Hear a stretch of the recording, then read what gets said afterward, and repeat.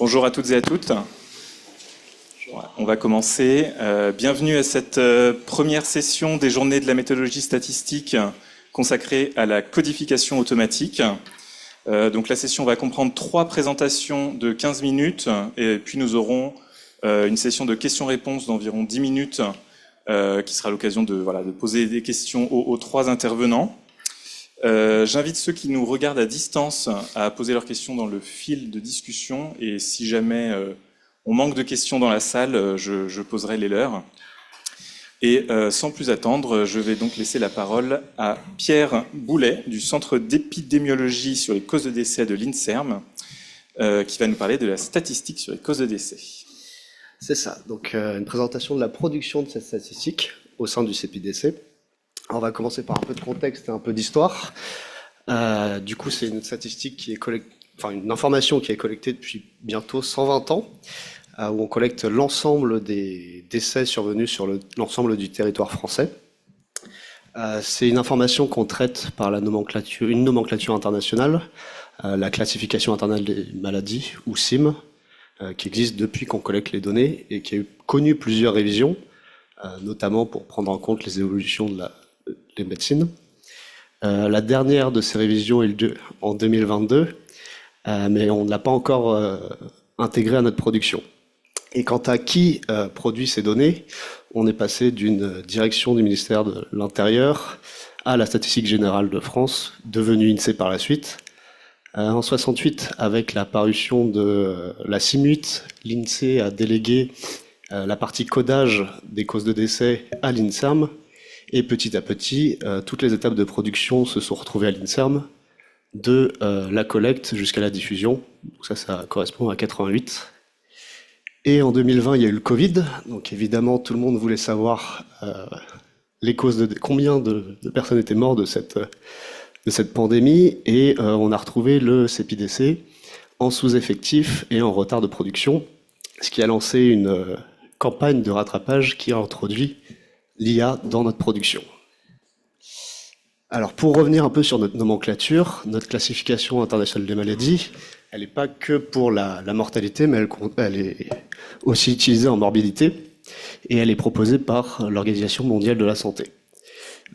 Vous l'avez vu, elle a changé assez souvent, c'est normal. Dans l'idée, c'est tous les 10 ans, mais comme on l'a vu avec les deux dernières révisions, ça met un peu plus de temps parce qu'elles deviennent de plus en plus complexes. La CIM10, c'est à peu près 12 000 codes. La CIM11, pour l'instant, ce serait 17 000. Avec une autre façon de penser aussi. Notre CIM10, pour l'utiliser, il y a 3 volumes. Le premier, c'est une table analytique où il y a juste l'ensemble de nos codes par chapitre. On a aussi quelques définitions à l'intérieur. Le volume 2, ça va être les instructions, notamment avec comment coder la mortalité. On verra ça sur la cause initiale. Et dans le volume 3, on a un index alphabétique avec des termes plus courants que les libellés utilisés dans la classification. Donc ce qu'on appelle codage, il arrive en 2 étapes. Le premier, ça va être d'associer un code CIM10 à l'ensemble des diagnostics inscrits par le médecin sur le certificat. Et ensuite, à partir de l'ensemble de ces codes, il va falloir identifier une cause initiale. Alors la cause initiale dans sa définition, c'est la maladie ou le traumatisme qui est à l'origine du processus morbide directement lié à la mort ou les circonstances de l'accident ou de la violence qui ont directement entraîné le traumatisme mortel. Et donc pour ça, on a tout un algorithme pour choisir cette cause qui est représentée à côté. Donc c'est quelque chose qu'on utilise dans la formation de nos codeurs pour montrer un peu que le codage d'un certificat peut devenir très complexe. Donc un exemple, ici on a un certificat papier qui est presque bien rempli. Comme on peut le voir, les intervalles des 2 premières lignes devraient être inversés pour qu'ils soient totalement bien remplis. Donc chaque diagnostic a son code et à la fin on va en décréter la cause initiale. Donc, ce qui a tué cette personne. Et on voit ici un cas très rare, c'est la cause initiale ne fait pas partie des codes présents dans le certificat. Ce qui est possible. Donc, comment est-ce qu'on code une fois qu'on a tout ça en tête? Avant le Covid, on avait deux moyens de coder. Un logiciel métier, donc le logiciel IrisMuse, qui est utilisé par une trentaine de pays et aussi entretenu par ce même pays. Et comme il est international, il fonctionne en plusieurs langues. Pour fonctionner en français, il a besoin d'un dictionnaire. Donc c'est une table de passage entre les expressions communes et les codes SIM. Et là, la langue française qui est très riche, avec les abréviations, les acronymes et les synonymes, on se retrouve avec un certificat, un dictionnaire de plus de 157 000 entrées pour 600 000 codes. 6 000 codes 6 000 codes en SIM10. Donc vous avez un exemple à côté, avec, juste pour la mort sur bit, tous les synonymes qu'il y a pour ce code. Donc ça, c'est le logiciel IrisMuse qui code environ 63% de nos certificats, ce qui est en réalité assez peu quand on prend en compte nos voisins, comme par exemple les Pays-Bas qui sont à 65%, ou les Italiens qui sont à presque 80%. Donc c'est ça aussi une partie du problème qu'on a qu'il y a eu avec le rattrapage, c'est que nos codeurs, qui étaient en sous-nombre, se sont retrouvés à coder de plus en plus de certificats. Et donc nos codeurs, tout ce qui ne passe pas par IrisMuse devait être codé par un manuel. D'où le choix au moment du rattrapage de mettre entre parenthèses la production des années en retard pour se concentrer sur 2020 et le Covid, et de rattraper ces 2 années avec l'usage massif d'IA, mais ne pas en rester là, d'intégrer par la suite cette IA à notre production pour pérenniser cette production sur 18 mois. Donc pourquoi on a utilisé l'IA? Déjà parce qu'elle avait fait ses preuves, même si c'était une technologie nouvelle, sur le traitement de texte, qu'ils étaient disponibles en open source, qui nous permettait d'avoir le contrôle total sur notre outil, et aussi qu'on avait suffisamment de certificats en stock pour pouvoir l'entraîner. Donc le modèle qu'on a choisi, il y a une architecture transformer, de type encodeur-décodeur, avec un mécanisme d'attention à plusieurs têtes, et on l'a choisi parce qu'il a la capacité de prendre en compte le contexte dans sa traduction, c'est ce dont on a besoin en fait pour coder la cause initiale.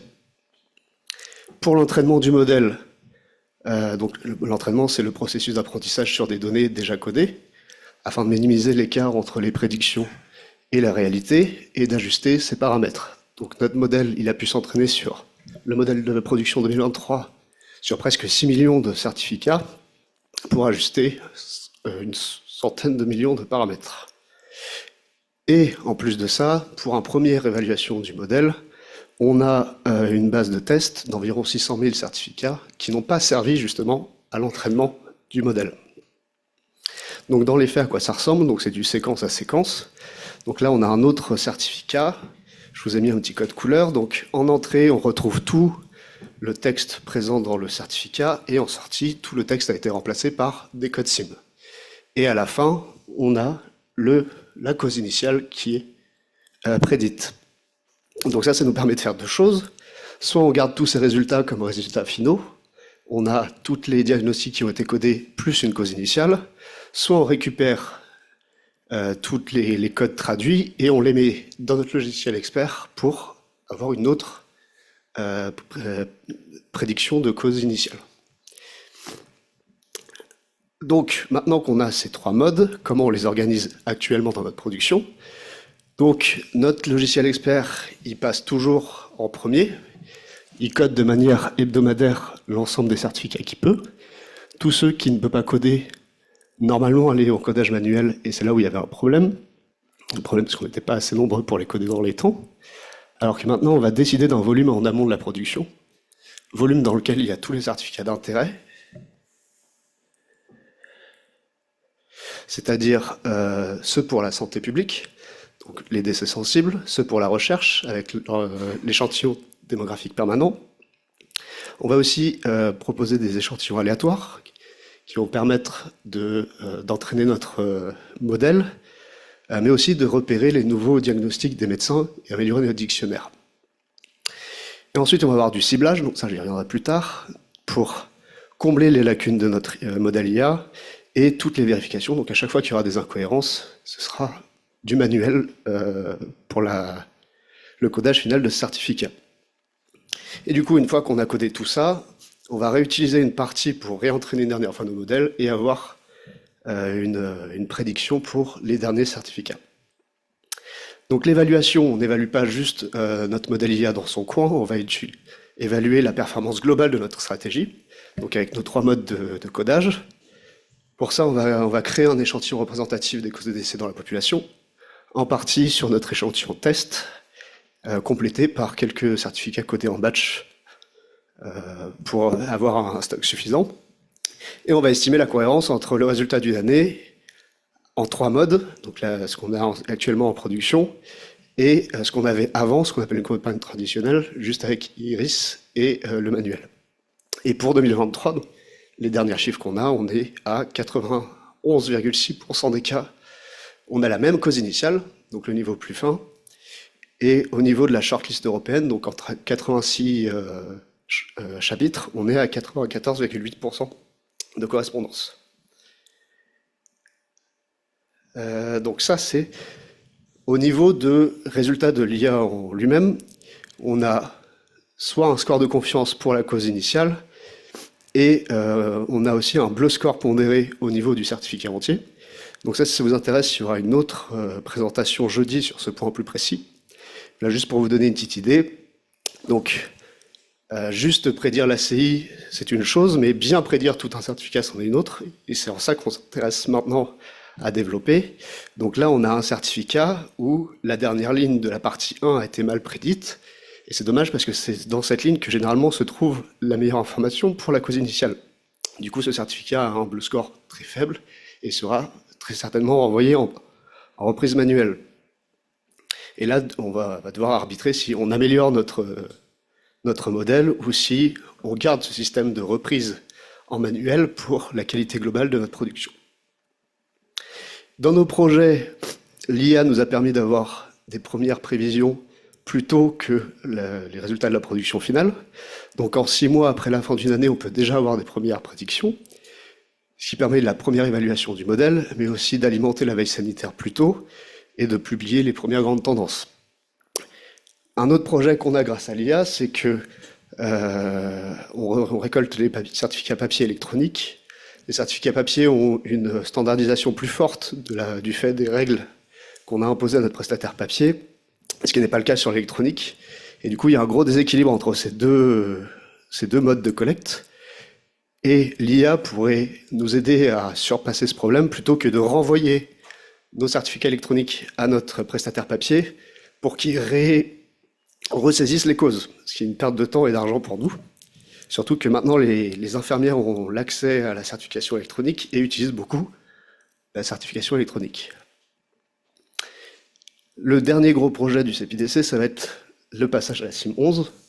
Donc on l'a vu, elle a été diffusée en 2022 et on a pour objectif de la faire passer en 2030. Ça peut paraître tard, mais les Anglais qui sont les mieux avancés l'ont prévu pour 2028. Et de toute façon, on ne pourra pas coder tant que notre dictionnaire, nos agents et notre modèle ne seront pas en mesure de coder une année entière. Donc il faudra soit changer, soit adapter nos modèles. Dans tous les cas, on pourra toujours utiliser notre dernier modèle pour double coder une année et analyser les effets de passage.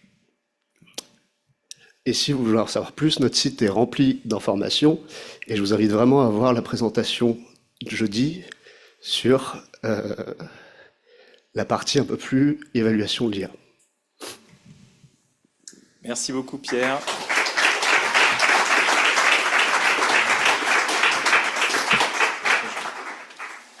Donc on va tout de suite passer à une présentation de Julien Gay de l'INSEE, qui va nous parler lui aussi d'entraînement de modèles de machine learning, mais pour la codification, mais cette fois-ci à partir de petits jeux d'entraînement. Ouais, si je trouve comment lancer le diaporama.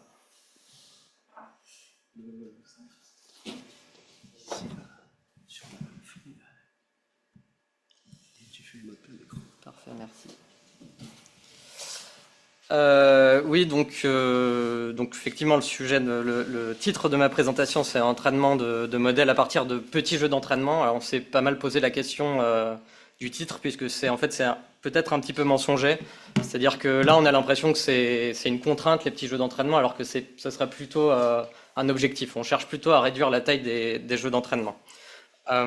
Donc, dans un premier temps, je vais un peu rappeler le contexte, les objectifs. Ensuite, rappeler les données qu'on avait à disposition pour entraîner les modèles. Donc, la nomenclature, ça va être la NAF, mais pour les enquêtes ménages, et sur 2 positions uniquement, et issue de l'enquête 4 de vie, donc qui est une enquête méthodologique. Je reviendrai un petit peu là-dessus. Ensuite, je vais présenter donc une méthode de réduction de données par clustering, donc que j'ai appliquée pour essayer de limiter la taille du jeu d'entraînement.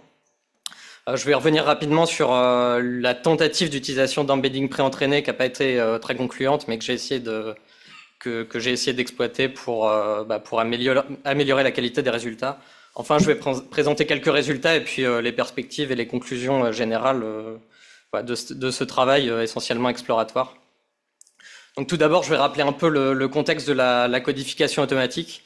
Donc historiquement, la codification automatique à l'INSEE, elle est réalisée par SICOR. Donc SICOR, c'est un système expert qui est basé notamment sur les n-grammes, qui marche assez bien puisque ça fait plus de 30 ans qu'on l'utilise, mais qui est progressivement remplacé donc par un système plus ou moins basé sur 3 outils. Donc un premier outil qui va être un outil de collecte assistée, donc d'autocomplétion. C'est-à-dire c'est un outil de saisie sur liste. Donc l'enquêté va taper quelques caractères, et on va lui proposer des libellés correspondant aux caractères qu'il a tapés sur une liste qui a été développée par le métier, et donc dont on sait que les libellés vont être codables facilement. Donc suite à ça, on a une étape de codification déterministe. Donc on récupère ces libellés-là, et par appariement, de façon assez simple, on obtient des codes, puisqu'on sait que justement ces libellés sont codables par définition. Et enfin, donc pour les libellés qui n'ont pas pu être codés, donc qui ont été saisis en clair, que ce soit dans les questionnaires web ou saisis en clair nécessairement dans les questionnaires papier.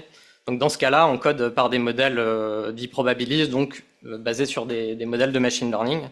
Et donc ça, c'est quelque chose qui peut être plus ou moins coûteux. Alors c'est coûteux en termes de moyens pour la méthode, pour l'informatique, mais c'est surtout coûteux dans le cycle de vie des modèles en termes d'entraînement, de monitoring.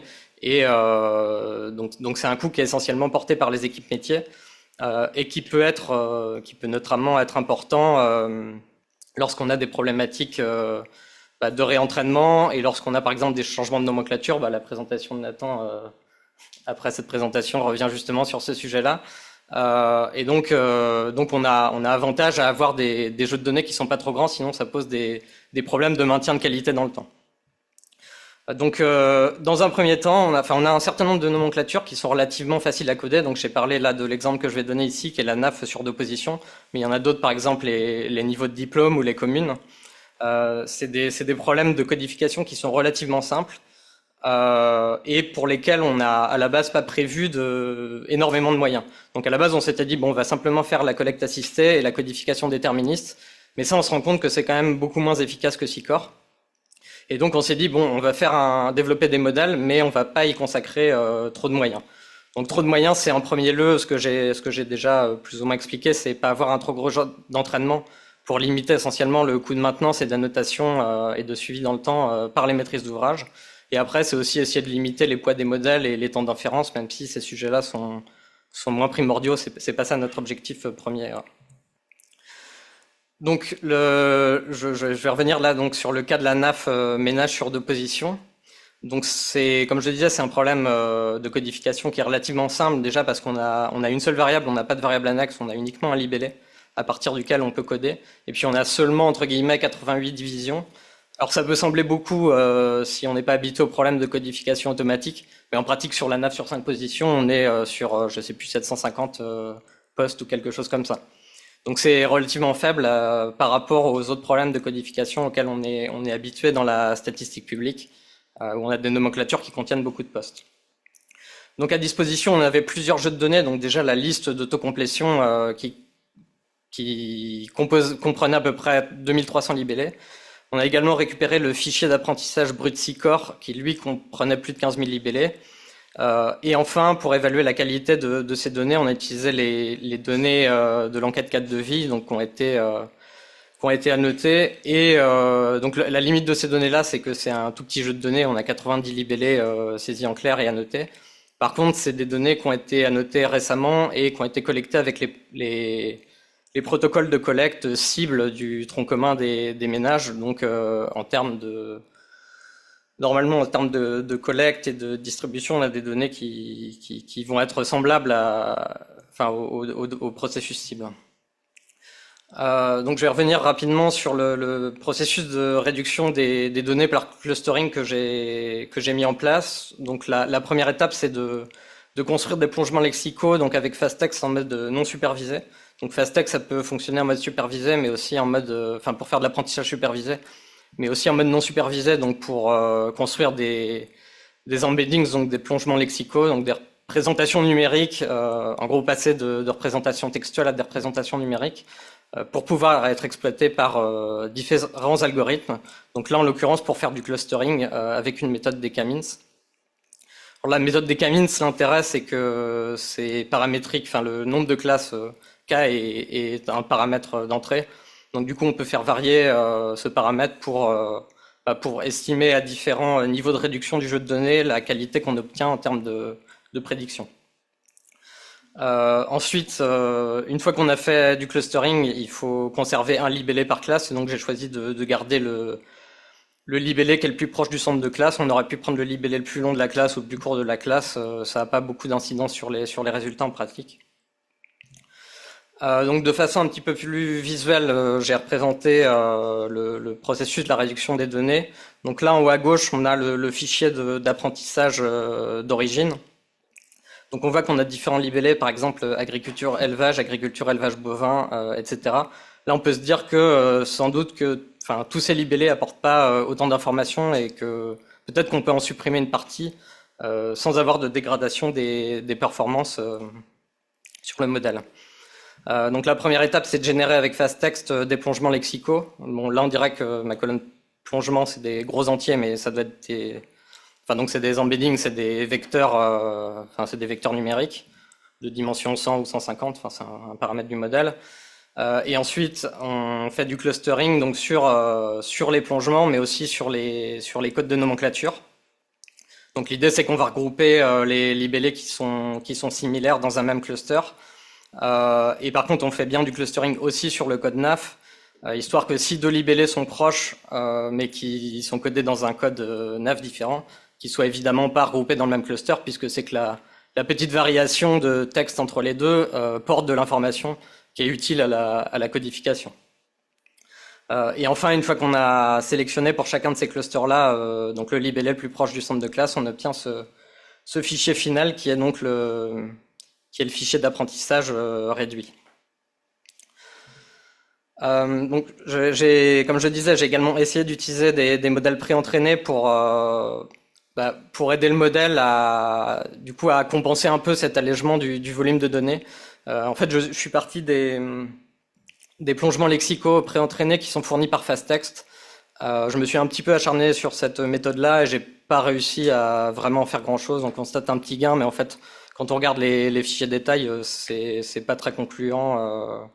Donc je pense que c'est une piste à pousser. Sachant qu'il y a un autre problème aussi, c'est que on a des données, les données issues de SICOR, elles sont déjà pré-traitées. Donc on n'a pas des données brutes et le modèle, a priori, il est entraîné sur des données brutes. Mais en tout cas, je pense que ça serait quelque chose à pousser. Alors peut-être avec des modèles de langage plus raffinés. Après, ça entre un peu en concurrence avec le fait qu'on a envie d'avoir des temps d'inférence faibles, donc c'est toujours un petit peu compliqué de trouver un compromis par rapport à ça.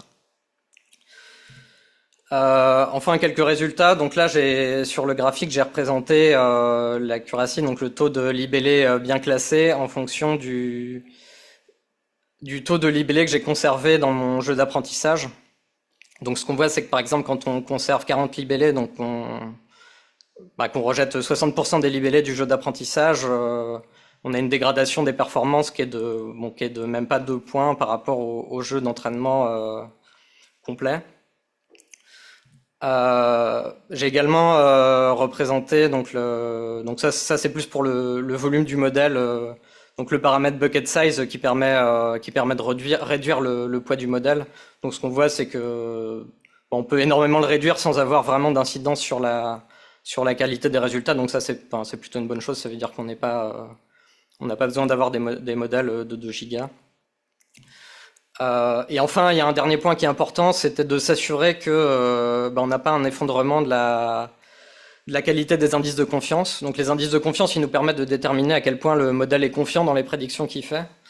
Et donc c'est ça qu'on utilise pour savoir si on envoie un libellé en reprise ou si on considère que a priori le modèle l'a bien codé. Donc là, c'est à gauche, on a la distribution sur le jeu d'entraînement au complet. Et à droite, sur le jeu d'entraînement réduit à 50%, donc on voit qu'il y a peut-être il y a un petit affaissement là du pic sur les prédictions correctes pour les scores de confiance élevés, mais en tout cas la qualité des indices de confiance semble quand même dans l'ensemble plutôt conservée. Donc en conclusion, on voit qu'on peut quand même réduire pas mal la taille du jeu d'entraînement sans beaucoup dégrader les performances. Les indices de confiance sont quand même d'une qualité acceptable. Alors il y a le faible volume du jeu de données de test qui a été utilisé, donc les données issues de cadres de vie qui peuvent peut-être un peu nuire à la qualité d'interprétation des résultats, puisque le volume était vraiment restreint, donc il faudra un peu relancer ces traitements-là sur des données plus récentes, donc par exemple les données de l'enquête santé qui, je pense, ont été collectées en ce dernier trimestre 2025. Et aussi, donc là, c'était un travail exploratoire, mais là, je pense que la réduction de la taille du jeu de données, elle devrait être faite plutôt par des experts métiers, qui sont capables, eux, de vraiment saisir dans les libellés, les parties de libellés qui portent de l'information et ce qui relève plutôt de l'accessoire, alors que là, ça a été fait de façon automatique et un peu aveugle. Et enfin, je pense que l'utilisation de modèles préentraînés, même si ça aurait sans doute un coût important en termes de performance, ça pourrait sûrement mener à une amélioration des performances sur de tels jeux de données. Voilà, merci pour votre attention.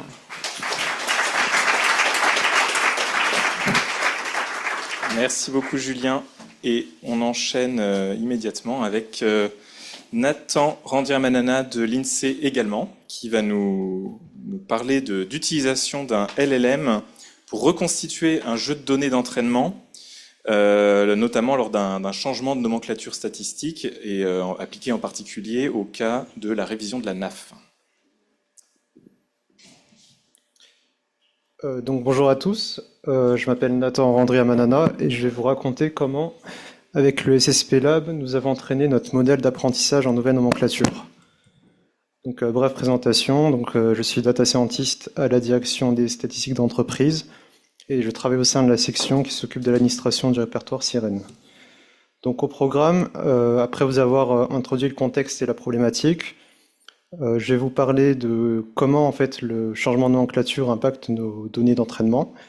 Ensuite, comparer l'approche métier par rapport à l'innovation et montrer en quoi ça nous a donné l'intuition d'arriver à une certaine méthodologie pour entraîner notre modèle, qui sera présenté dans un 4e temps, puis quelques résultats, et à la fin un petit mot de remerciement pour les équipes. Donc je vais introduire le contexte pour savoir de quoi on parle. D'une part, à l'INSEE, les modèles de machine learning qui aboutissent en production sont de plus en plus nombreux, en particulier pour la codification, pour différentes nomenclatures, produits, professions et entreprises. Dans cette présentation, on va se concentrer surtout sur l'activité principale exercée des entreprises, qu'on appelle APE, qui repose sur la NAF, qui elle-même a été révisée pour mieux refléter la réalité économique. Et donc, à l'ère des LLM, il y a beaucoup d'initiatives qui ont été prises, notamment au Royaume-Uni, sur l'usage de LLM pour la codification d'activités. Et comme vous le savez mieux que moi, le secteur de l'IA générative est connaît un grand essor et il y a une littérature abondante et plein de joyeuseté à découvrir. Donc, pour comprendre comment codifier l'APE, il faut déjà comprendre d'où proviennent nos données. Donc, tout commence en fait avec la loi Pacte qui oblige en fait à passer par un unique organisme pour centraliser les formalités, qu'on appelle un guichet unique, et qui a été pris, dont l'INPI a été porteur. Et donc ça change beaucoup de choses parce que ça veut dire que en fait, on est dépendant de l'INPI pour les données qu'on reçoit pour pouvoir attribuer un APE, contrairement à avant où on avait ce qu'on appelle des centres de formalité des entreprises, où le déclarant était accompagné dans la manière de déclarer le libellé. Donc ça ressemble beaucoup au libellé qu'avait montré Julien, où c'était en majuscule et c'était bien formaté. Là, au contraire, on a un texte non structuré. Donc à titre d'exemple, je ne sais pas si vous voyez bien, mais là, par exemple, on voit une faute d'orthographe, changelant de poubelle. Des fois, ça décrit même pas une activité, donc les gestionnaires au quotidien sont confrontés à ces défis. Donc, quel est le rôle du répertoire Sirène dans cette histoire? Donc, dans ce contexte, Sirène, c'est quand même le répertoire de référence pour suivre la vie des entreprises depuis les années 70. Que ce soit pour gérer leur création, leur cessation et parfois même leur activation. Il est garant du SIRAN, du SIRET et du code APE que vous pouvez voir sur votre ticket de caisse quand vous faites vos courses, tout en haut de la facture. Et par rapport à l'application, l'année dernière, l'application a connu une refonte historique.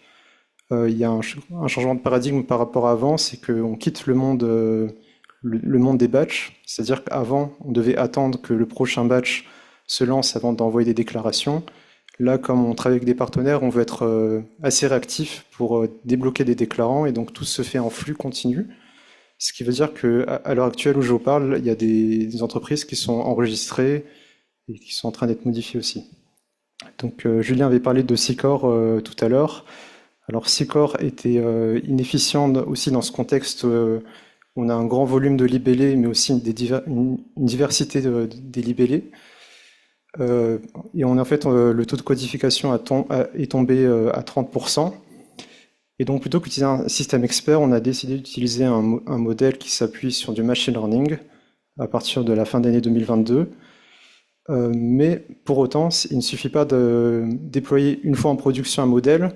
Il faut pouvoir le réentraîner parce que un modèle s'appuie sur des données de référence, et si ces données de référence ne sont plus cohérentes avec la réalité, ce qui peut arriver puisque le libellé ou les descriptifs peuvent changer, alors on a ce qu'on appelle une dérive des données. Donc dans notre cas, on a un cas extrême de dérive des données puisqu'on change le Y, c'est-à-dire la variable cible, et donc le modèle devient caduc puisqu'il ne prédit plus quelque chose de cohérent par rapport au contexte. Donc maintenant la question se pose de savoir comment on va entraîner notre modèle en NAV 2025. Donc pour entraîner un modèle, il nous faut un jeu d'apprentissage, mais la révision de la NAF va nous poser quelques soucis, surtout à cause de certains cas qu'on appelle multivoques. Donc les cas multivoques, ce sont des cas où on a des correspondances 1 pour n, au lieu de 1 pour 1. Dans ce cas-là, ça aurait été facile si on n'avait que des cas 1 pour 1, parce qu'il aurait suivi uniquement d'une bijection. Mais dans ce cas-là, il nous faut un expert pour déterminer le nouveau code. Donc la vraie question, c'est surtout de savoir qu'est-ce que ça représente dans notre jeu d'apprentissage, sachant que notre jeu d'apprentissage représente à peu près 3 millions d'observations. On espère quand même qu'il n'y ait pas beaucoup trop de multivoques.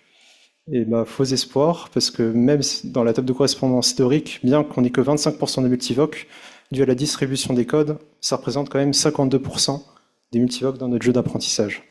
Ce qui revient donc à peu près 1,4 million de multivoques à recoder manuellement. Donc bon courage.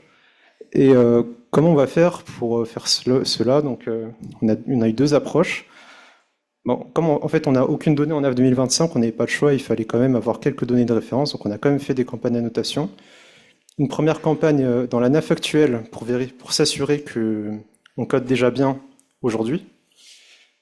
Et une deuxième campagne d'annotation qui s'appuie sur la NAF actuelle, en se disant que en ayant bien vérifié que c'était de bonne qualité, pour pouvoir proposer des choix multivoques aux annotateurs. Parce que, en fait, comme personne ne sait coder en NAV 2025, il faut bien aider les participants à annoter. Mais malgré tout cela, ça représente que 30 000 annotations, et on est très loin des 1 million. Donc, comment on peut faire? Alors, à titre On a vu des chiffres intéressants, c'est que pour les deux campagnes, on avait 6% de tâches déléguées, c'est-à-dire quand un participant ne savait pas, il le passait à quelqu'un d'autre, et 6% de libellés inclassables. Donc si vous menez des campagnes de notation et que vous avez des chiffres similaires, ça peut m'intéresser. Donc en fait, on a deux soucis. D'un côté, on a le métier qui a une expertise, mais qui a pas qui peut pas annoter massivement. Et de l'autre côté, côté innovation, on peut par exemple utiliser de l'IA, des LLM, pour traiter en masse des libellés, mais malheureusement, il n'y a pas de connaissances métiers natives à saisir. Donc je vais y venir un peu plus tard. Donc en fait, l'idée, c'est qu'on va combiner et utiliser le fait que les deux soient complémentaires pour aboutir à les méthodologies suivantes. Donc pour les cas 1 pour 1, c'est facile, on applique une table de bijection, donc c'est ce que vous voyez tout en haut. Et pour le bas, ce sont les cas multivoques. Donc le principe, c'est de mimer en fait ce que fait un expert, et lui présenter en fait les notes explicatives et la table de correspondance pour le guider, lui présenter des choix multivoques. Et donc une fois qu'on a nos cas multivoques et nos cas univoques, on les concatène pour reconstruire un jeu d'apprentissage le plus exhaustif possible, ce qui va nous permettre d'entraîner notre classifieur en AV 2025. Donc, il faut pouvoir donner des directives claires à notre LLM. Donc, pour cela, on lui donne ce qu'on appelle un prompt système, qui est identique pour toutes les observations, et un prompt spécifique qui correspond au contexte pour chaque observation, et donc à la manière, pareil que ce qu'on ferait pour l'expert, on lui présente l'ancien code en AV 2008 et la liste des codes possibles en AV 2025. Donc le système prompt ressemble à ça. En général, pour que le LLM s'en sorte bien, on aime bien lui donner un rôle. Tu es un expert de la nomenclature statistique des activités économiques. Et puis on lui donne quelques instructions. Alors c'est là que c'est important d'avoir du contexte, parce que si on donne uniquement le prompt système, en fait le LLM il n'a pas la connaissance métier pour attribuer un code en AV 2025. La preuve avec ChatGPT, si aujourd'hui je lui demande, et vous pouvez tester, d'attribuer un code en AV 2025 en disant je travaille principalement comme coiffeur à domicile, il va me répondre 9602A.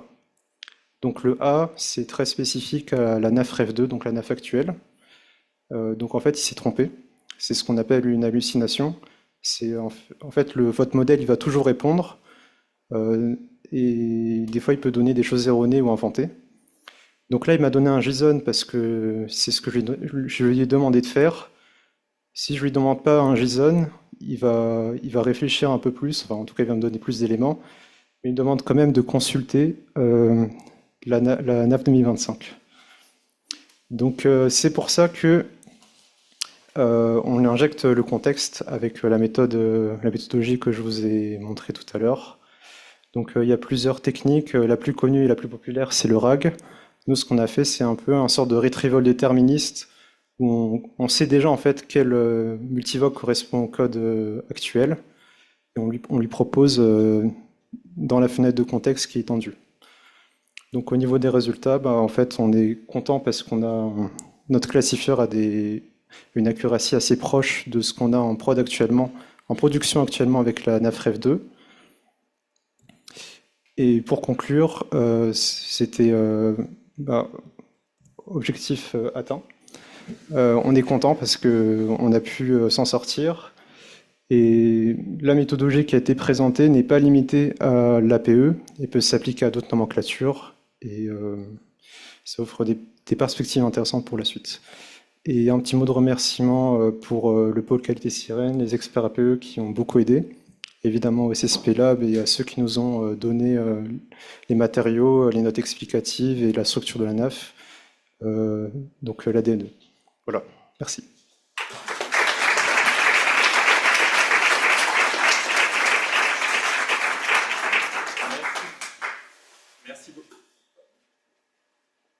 Merci beaucoup Nathan. Bon, le micro m'a lâché. Merci à tous les trois d'avoir bien respecté le timing, plus que respecté le timing, ce qui nous laisse amplement le temps pour des questions dans l'audience, parmi les gens présents en priorité. Donc, est-ce qu'il y a des questions dans la salle?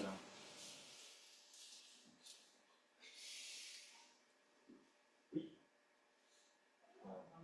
On va essayer de faire venir un micro pour ceux qui nous écoutent à distance.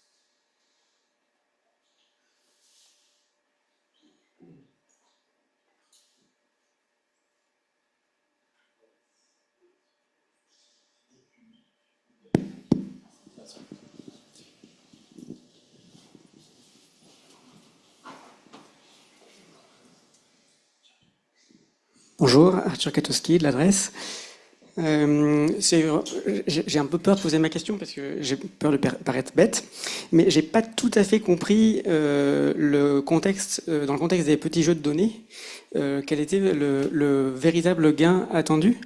J'ai l'impression que j'ai cru comprendre que c'était vraiment sur la partie maintenance du jeu de données d'entraînement, et je comprends pas trop. Mais il y a probablement un truc qui m'échappe et je voulais juste clarifier.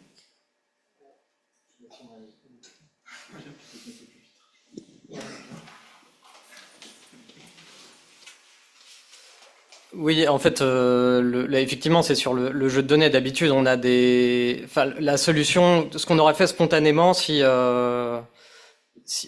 on avait procédé de la même façon que pour les autres nomenclatures, c'est qu'on aurait récupéré tout ce qu'on a d'annoté par SICOR ou manuellement dans tout l'historique. Donc, on aurait récupéré des dizaines ou des centaines de milliers de données annotées dont on connaît pas forcément très bien la qualité des annotations.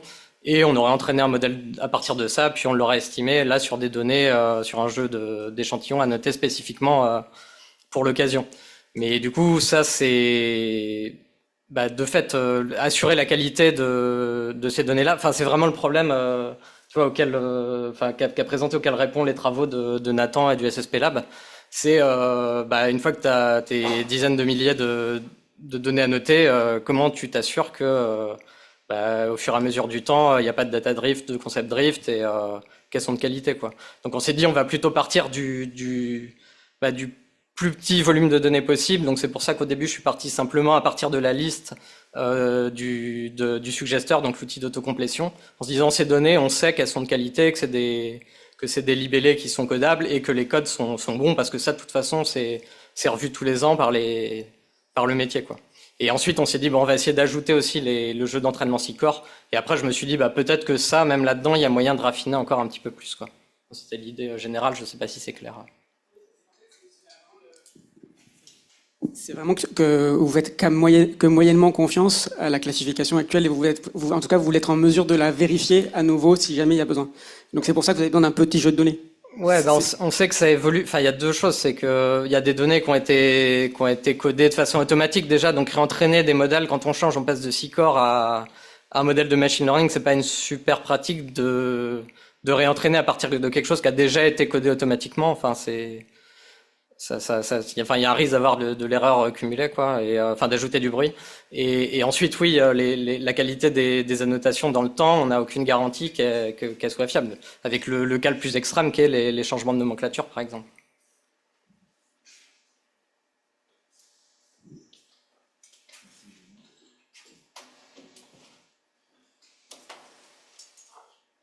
Est-ce qu'il y a d'autres questions dans la salle? Oui.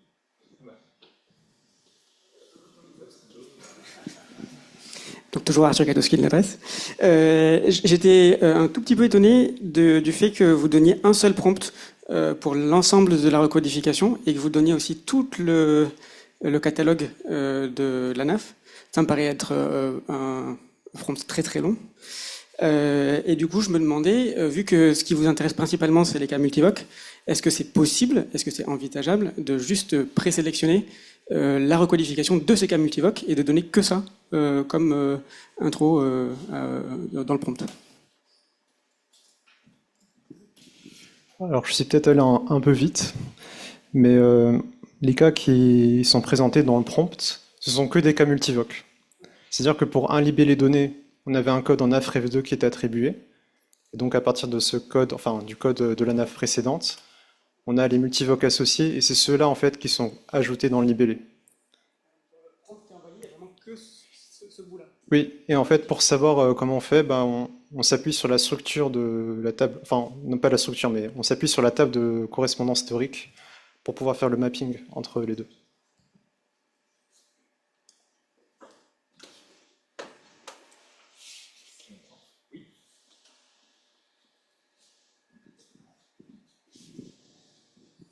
Merci. Bonjour Yann Hubino du CPDC. Une autre question pour toi, Nathan. Comment on obtient ton dernier graphique et celui des résultats? Si du coup, alors, donc, je connais ce que fait Pierre, donc je sais qu'on a une base de tests dans laquelle on peut faire effectivement du coup un. Alors j'imagine que c'est de l'accuracy parce on n'a pas ce que c'est le 1-0. Enfin, on n'a pas ce que c'est les Y, quoi. Donc, comment on obtient ça, sachant que justement, par principe, l'univocité, tu nous avais montré que vous en aviez codé 36 000 sur 1,4 million. Donc, qu'est-ce que c'est voilà, qu'est-ce que c'est ce graphique finalement? J'étais pas sûr d'avoir bien compris. Merci. Alors peut-être que pour comprendre, le mieux c'est de remontrer ce diagramme à la fin. En fait, in fine, l'objectif c'était de construire en fait cette base qui est en fait la base en AV 2025, qui est d'une part composée des univoques et d'une part des multivoques mais par le LLM. Donc derrière, ce qui est pas dit effectivement, c'est qu'il y a l'hypothèse, c'est que on part du principe que ce qui était codé par le LLM était bon. Et en fait, c'est à partir de cette nouvelle base d'apprentissage qu'on a calculé en fait les accuracies. En fait, on applique la méthode classique split, train, test, val. Enfin, j'ai peut-être répondu à la question. Le gold, ça a été fait par LLM aussi avant. Euh, oui, enfin cette partie, elle a été faite par LLM. En tout cas sur la partie multivoque, uniquement multivoque.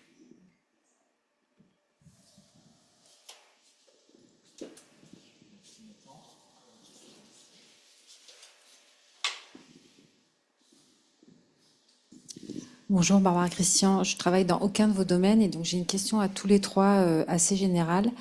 En fait, tous les trois, vous avez cité un peu l'expertise métier pour mettre en place vos modèles d'apprentissage. Alors, soit sur des parties, soit à des moments, mais en tout cas, vous les avez remerciés aussi. Après, quand on rentre en production avec des modèles, donc j'ai l'impression, alors vous, je ne sais pas si vous allez rentrer en production avec, mais enfin bon, en tout cas, il y a des objectifs d'eux. En fait, quelle est la part qui subsiste nécessaire de l'expertise métier? Est-ce que vous allez la remettre en jeu? Alors peut-être pas au même niveau, ça c'est vous qui allez me le dire, chaque année. Et si elle diminue, est-ce qu'elle reste? Enfin, je ne sais pas si j'arrive bien à me faire comprendre.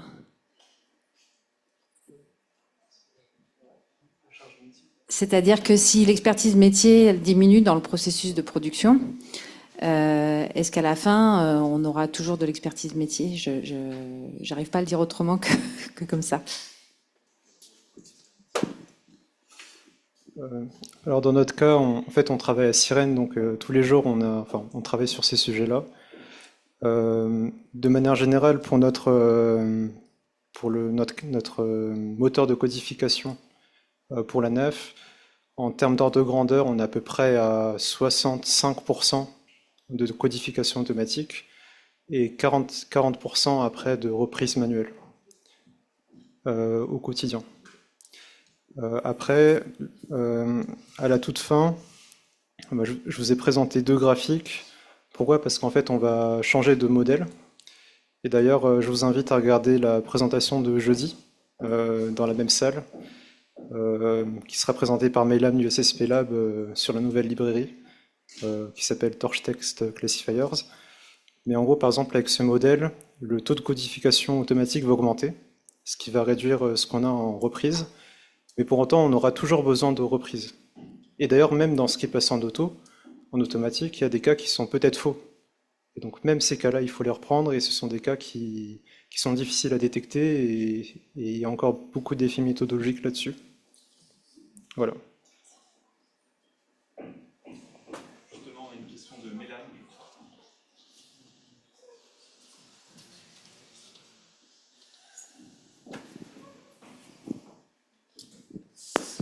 Bonjour, déjà merci beaucoup pour toutes ces présentations. Moi ma question ça va être pour la première, donc celle du CEPI-DC.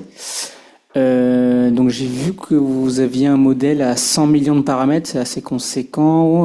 Donc je m'interrogeais juste sur le hardware auquel vous avez accès, si vous aviez bien un GPU, etc. Et petit 2, est-ce que vous pourriez détailler un petit peu plus la procédure d'entraînement / pré-entraînement? Ça m'a un peu échappé, si c'est possible de revenir un peu dessus. Sequence to sequence, mais du coup, c'est quoi les données labellisées, etc. Merci beaucoup. Alors, sur les machines, on a 3 machines qui commencent à être un peu vieilles. Je crois qu'elles ont 3 ans. Sur toute la partie technique, je vous invite à relire le rapport de prod. On en a un par année où il y a tous ces détails. Là, je pense que comme ça, je vais dire des bêtises.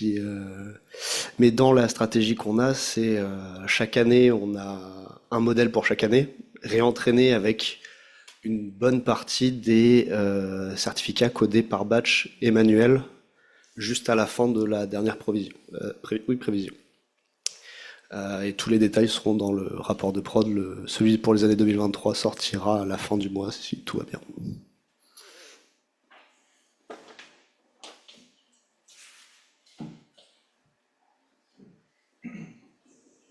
Est-ce qu'il reste encore peut-être une dernière question? Non.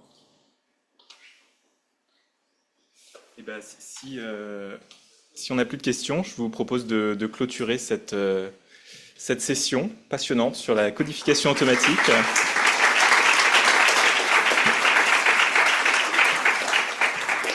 Donc pour ceux que le thème intéresse, ne manquez pas la deuxième session de codification automatique jeudi après-midi.